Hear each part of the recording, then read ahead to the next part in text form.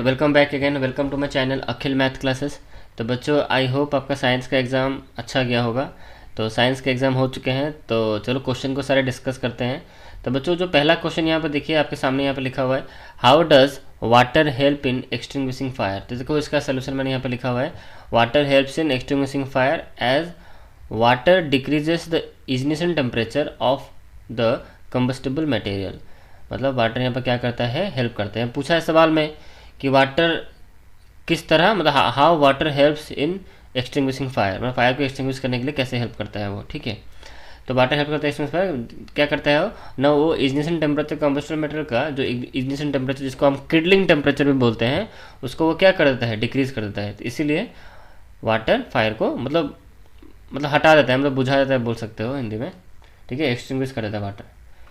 तो पहला क्वेश्चन का आंसर ये रहा। अब आते हैं दूसरे क्वेश्चन पे। ये रहा दूसरा क्वेश्चन का क्वेश्चन, ये सोल्यूशन। तो हमें बोला है इलुकिडेट, मतलब यहाँ पर क्या, मतलब इसको आप बताओ, मतलब इलेबोरेट करो, what is use of the melamine of for making the kitchen where.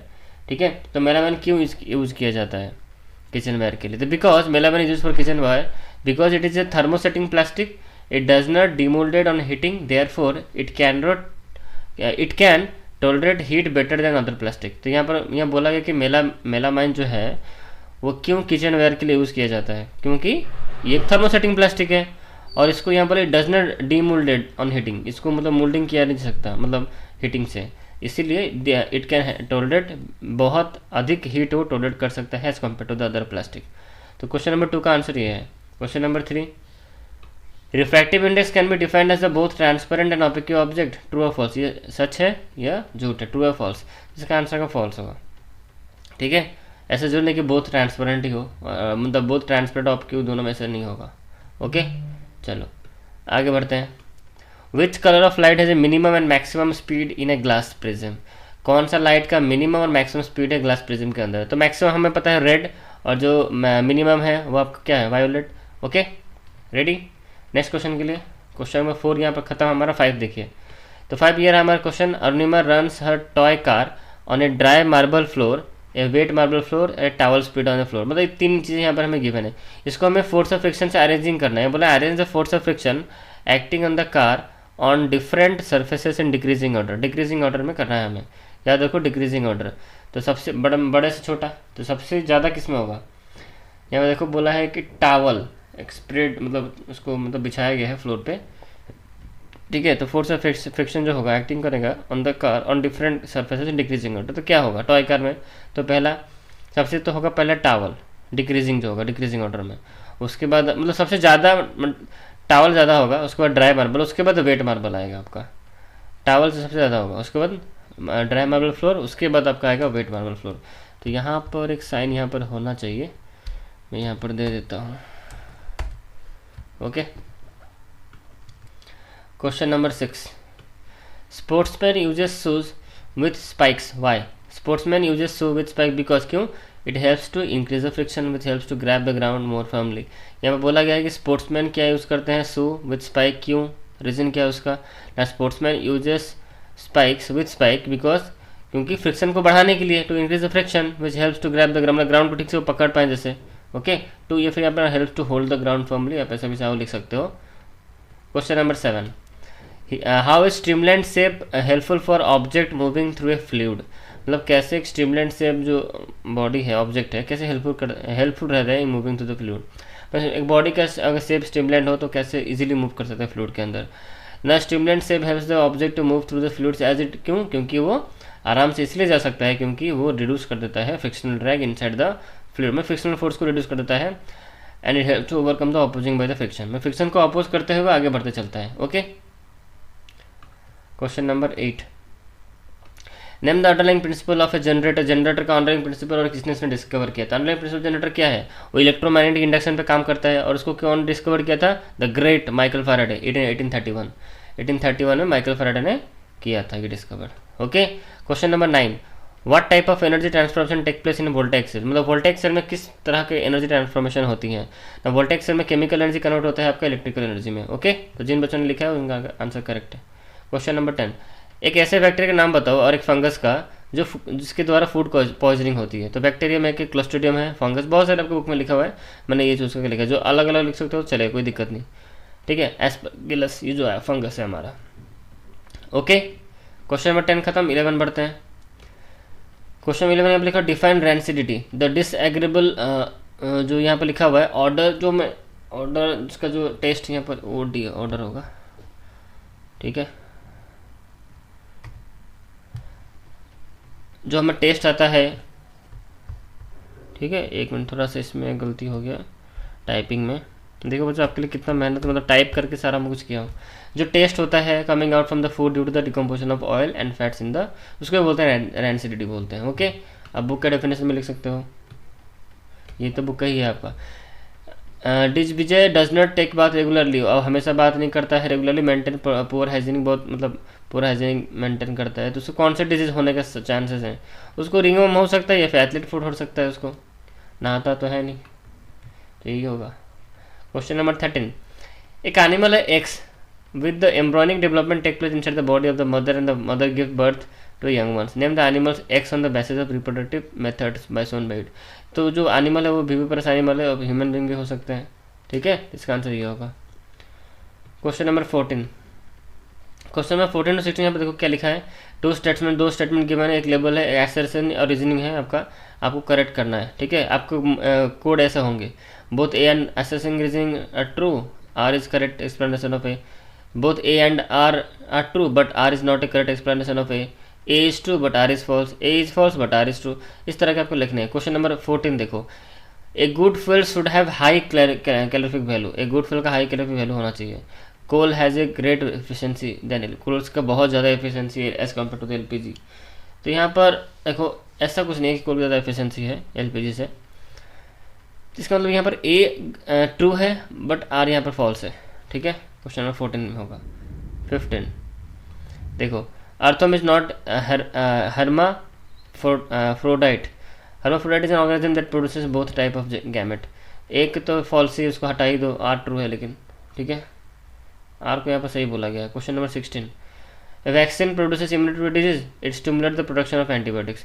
Both दोनों करेक्ट है, both A and R are correct, but R जो है ना वो करेक्ट एक्सप्लेनेशन नहीं है ए का, क्योंकि वो इम्यूनिटी है वो अलग, वो एंटीबायोटिक्स के बारे में बता रही है।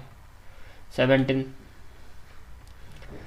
क्या बच्चों ये बिट्स, यहाँ पर देखो क्वेश्चन यहाँ पे क्या लिखा हुआ है, केस स्टडी बेस्ड क्वेश्चन है आपको यहाँ पर। Puberty is a process of physical changes through the which child mature होता है in adult body capable of sexual reproduction.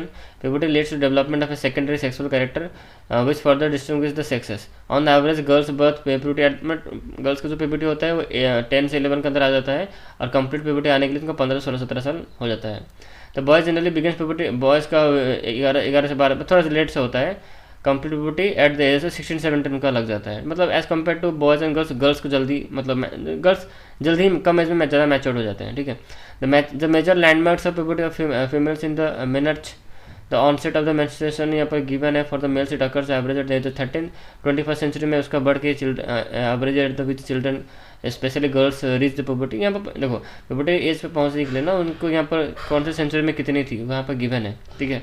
This can be due to any number of factor, कौन से number of factor हो सकता है जो ये changes आई हैं, ठीक है। कुछ भी हो सकता है, फैट डिपोजिशन, इंक्रीज वेट हो सकता है, endocrine disruptor and the other environmental factors. Puberty which start earlier than usually known as a precocious puberty, and puberty which start later than usually known as delayed puberty, इसको बोलते हैं हम लोग, ठीक है।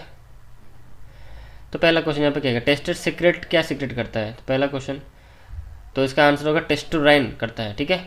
अच्छा, when sperm contain Y chromosome, sperm में Y chromosome से fertilize an egg with X chromosome fertilize करेगा, तो जाइगोट जो होगा डेवलपमेंट टू क्या होगा, फीमेल, मतलब चाइल्ड फीमेल होगा या फिर मेल होगा। देखो एक्स एंड वाई दिया है, तो एक्स एंड वाई मैं आपको बता दूं, यहाँ पर देखो एक्स जो अलग अलग होता है ना उसको हम बोलते हैं मेल बोलते हैं, ठीक है। देखो नंबर 2 मेल लिखा हुआ है यहाँ पर, ठीक है, क्योंकि सेम जो होता है एक्स जो होता है वो होता है, जो सेम होता है गर्ल्स, वाई हुआ, अगर देखो एक्स वाई अगर अपोजिट हुआ तब आपका क्या होगा, मेल होगा, ठीक है। तो यह मेल आंसर होगा। Question number 3, the change from the larva to the adult to, उसको हम क्या बोलते हैं, इसको बोलते हैं मेटामॉर्फिस बोलते हैं, ठीक है। क्वेश्चन नंबर 14 देखो सारे यहाँ पे आंसर लिखे हुए हैं, देखो नीचे मैंने लिखा है, in the mails the sex hormones consist, क्या होते हैं, एक मेल में क्या दोनों होते हैं, 1 X और एक Y होता है, ठीक है। एक्टिन जो हमारे पिंपल्स आते हैं फेस पे, वो क्यों? Due to the secretion of क्या? ऑयल ग्लैंड सिक्रेट होते हैं ड्यूरिंग द पबर्टी। जैसे आपकी एज थोड़ा बढ़ेगी, आपके देखना आपके चेहरे पे पिंपल्स वगैरह आएंगे। ठीक है, समझ में आ गया यहाँ तक? चलो अब क्वेश्चन नंबर 17 यहाँ पर ख़त्म। अब हम आते हैं 18 पे। ओके, देखो तो यहाँ पर लिखा हुआ है, देखो यहाँ पर सारा कुछ, यहाँ पर आपका देखो क्या लिखा है, synthetic fiber which accounts for about the half of all the fiber uses and made from the synthetic polymer based on the raw materials such as petroleum. The different types of fibers are produced from the widely diverse chemical compounds. Each synthetic fiber has a unique properties and characteristics that suit it for the specific application. Synthetic fibers and fabrics are used for the broad variety of industries and sectors including the aerospace, apparel, architecture and construction, automotive and transportation, chemical processing, analytical and electronic, filtration, marine and medical and welding. Synthetic fibers are non-biodegradable and affect the environment negatively. Fragmentation and the weathering of the large synthetic fibers generate microplastic which affects the ecosystem. Any plastic that is less than 5 mm in the length is a microplastic. Microplastic act as a medium through which harm the chemical and the microorganisms enter the human body easily. According to the recent study that is started by the World Life Fund and conducted by the researchers at the University of Newcastle in Australia, it is estimated that the people consume around 5 grams of plastic in a week. That is similar to a credit card. As a result, the government imposed a stringent regulation to curb the use of the synthetic fiber, restraining the growth of the market. तो यहाँ पर ये कहानी आपने सुन ली, आपको पता है, इसको कुछ ज़रूरत तो है नहीं, पढ़ना है तो पढ़ लो पर अच्छी तरह से इसको। Fibre that high tensile strength, बस आपको इतने को तो ऊपर के हुआ उतना ध्यान नहीं देना, आप तो बुक पढ़ो डायरेक्ट लिख देना कौन सा फाइबर का हाईएस्ट टेंसाइल स्ट्रेंथ है। तो आंसर यहाँ पर लिखा है नाइलॉन। ठीक है, polymers made of small units उनको हम बोलते हैं बच्चों monomer. Which the following is thermoplastic, इसमें कौन सा थर्मोप्लास्टिक है? बिना PVC. Which the following is characteristic of plastic non biodegradable.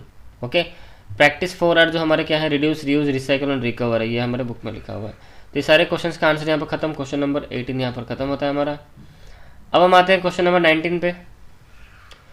तो वही चीज़ें यहाँ पे देखो लिखी हुई है, मैं पढ़ देता हूँ। देखो, sound is a type of energy made of a vibration. When an object vibrates, it causes movement in the surrounding air molecules. These molecules bump into the molecules close to them, causing them to vibrate as well. This makes them bump into the more nearby air molecules. The chain reaction movement called the sound waves keep going until the molecules run out from the energy. As a result, there is a series of molecular collision as the sound wave have to pass through the air, but the air molecules themselves do not. If it don't travel with the wave, however, the vibration need to be at the certain speed in the order for us to hear them. For example, we would not able to hear the slow vibration that are made by the waving our hands in the air. The slowest vibration human can hear the 20 vibration per second. That would be very low pitched sound. The fastest vibration we can hear the 20,000 vibration per second. Which would be a very high pitch sound. तो यहाँ बोला pitch of sound किस पे determine करता है, क्या determine करता है ना, बच्चों फ्रीक्वेंसी। नंबर 2, 1 हर्ट्ज जो होता है वो कितना होता है बच्चों, 6 वाइब्रेशन पर मिनट है। 1 मिनट में जितने वाइब्रेशन होते हैं डेट इज 60 वाइब्रेशन, उसको हम बोलेंगे 1 हर्ट्ज, उसको ही बोलेंगे। अगर ज़्यादा नॉइज हो सराउंडिंग में दैट कॉज डिस्कम्फर्ट, तो उसको हम बोलेंगे बच्चों क्या, नॉइज पोल्यूशन।